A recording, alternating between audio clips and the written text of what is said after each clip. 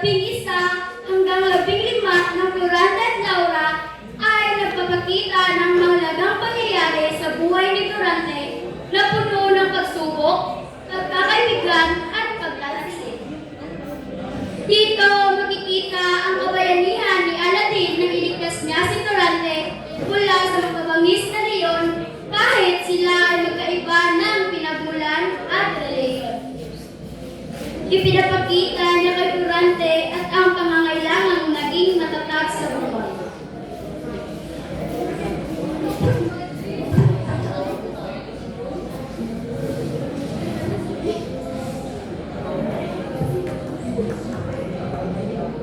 Sa mga sumusunod na pangyayari, inilahad ang pagkikita ni Florante at Adolfo sa Atenas kung saan nasimula ang lihim na inggit at pagtataksil ni Adolfo dahil sa talino at kagalingan ni Florante. Dahil dito, pinayuhan ni Menandro si Florante na mag-ingat sa kanya.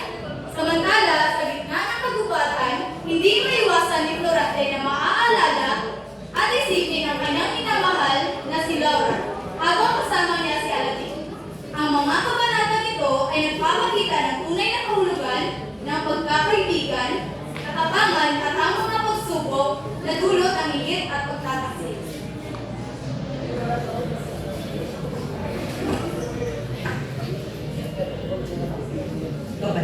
Kabanata 11 ng Florante at Laura. Sa gitna ng madilim na gubat, nakagapos si Florante sa isang malaking puno. Siya ay pagod, sugatan, at naghihintay na lamang na kanyang kapalaran. Ama ko, mahal. Minamahal ko kalagayan. Bakit mo siniwan sa ganitong kalagayan? Wala namang tutulong sa akin?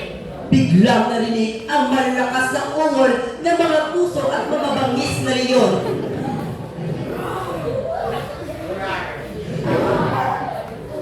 Kung ito na ang wakas, nakakagin ka.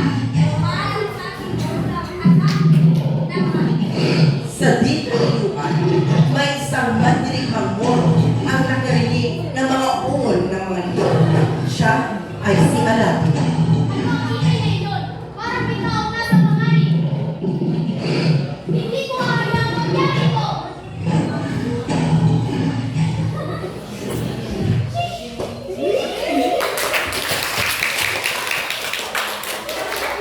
Ligtas ka na.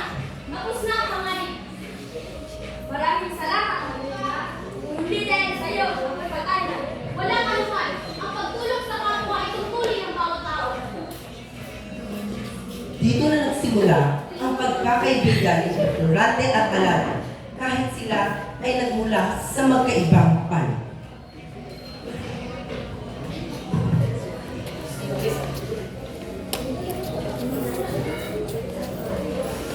Kabanata 12 ng Florante at Laura. Matapos iligtas ni Aladdin si Florante mula sa dalawang mababangis at pusong mga leon, pinakawalan niya ito sa pagkakatay. Pagod at sugatan si Florante, ngunit labis ang kanyang pasasalamat kay Aladdin.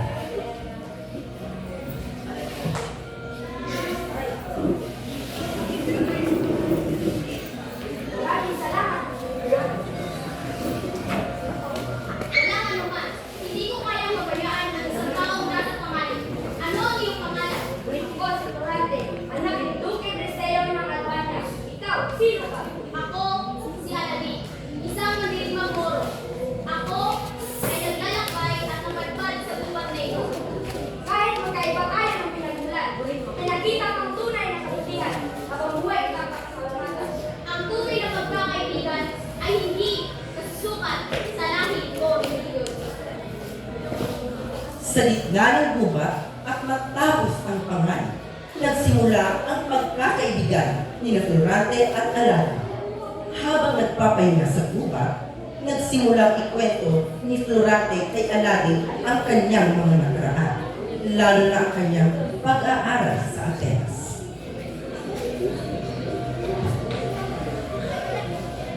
Kaibigan Aladdin, nung ako ay bata, ipinadala ko ng aking ama sa Atenas ng upang mag-aral. Ano ang iyong pinag-aralan doon, kaibigan? Marami akong natutunan tungkol sa karunungan, pagkikipaglaban, at mabuting pamumuno.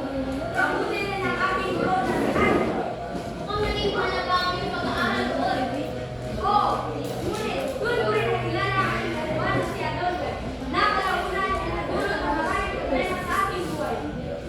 Sa kanyang pagkukwento, unti-unting nalaman ni Aladdin ang mga karanasan ni Florante sa kanyang pag-aaral sa Athens. Kabanata 13 ng Florante at Laura. Dumating si Florante sa Atenas upang mag-aral. Doon niya nakilala ang kanyang guro na si Antioco at ang mga kapwa mag-aaral. Kabilang na dito si Adolfo. Maligayang pagdating sa Atenas, Florante. Ako si Antinor, ang iyong guro. Di ko alam ang tutukan ng pag-iingat at tulungan. Maraming salamat, guro. Gagawin ko nga ng aking mataya upang matuto. Sa Atenas, nakilala ni Florante si Minandro na naging matapat niya kaibigan. Ako si Leonardo. Huwag na mag-alala. Tutulungan kita makasanayan ng buhay. Maraming salamat sa ibigan ng Nando. Natutuwa akong magkaroon ng kaibigan dito. Sa kanilang klase ay may isang mag-aaral na nangangalang Adolfo. Noong una, siya ang pinakamahusay sa klase.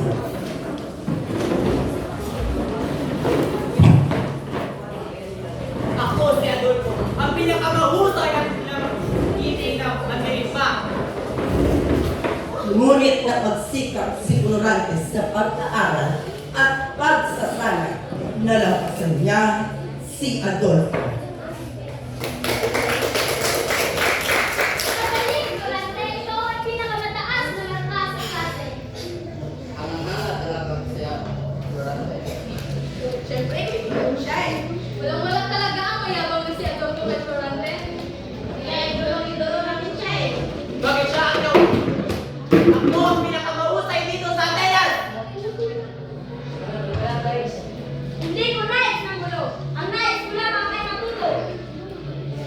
Dahil sa inggit, nagsimulang magtimtim ng galit si Adolfo laban kay Florante. Ngunit pinili niyang manahimik. Kabanata 14 ng Florante at Laura.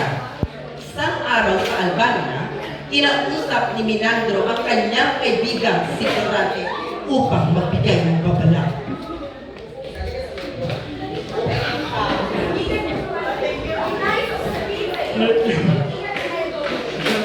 Bakit mo sabi niyo? Napapansin ko ang kanyang inggit. Hindi siya natutuwa sa mga mapuring na natatanggap mo. Kaibigan ko siya. Hindi ko ay naakala na mas masama sa balag. Gayunpaman, mag-ingat ka pa rin aking kaibigan. Dumating ang araw ng dulang pagtatanghal kung saan maglalaban sina Florante at Adolfo bilang isang palabas na.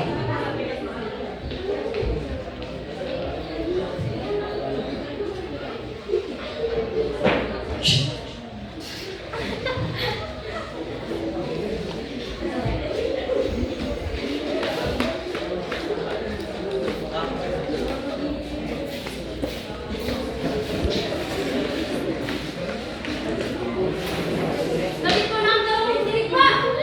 Ay, siguraduhin yung magiging kapalag na namin ito. Lagi na lamang ikaw ang pinupuri ng lahat! Adolfo, huwag mong sinusuhin. Parte lamang ito ng dula. Hindi ito dulang para sa akin.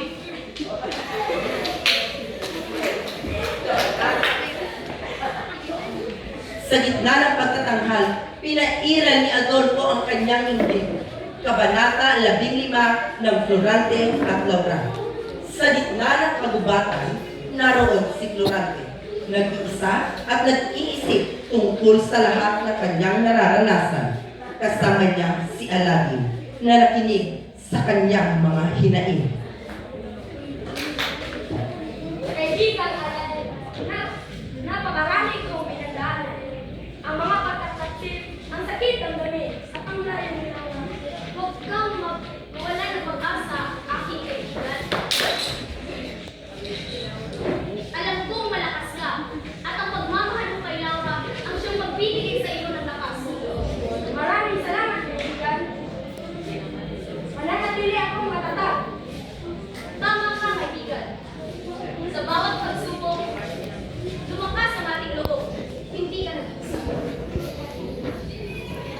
Sa tulong ni Aladdin, at sa sariling lakas ng loob, nagpatuloy si Florante kahit sa gitna ng kalungkutan at paghihirap.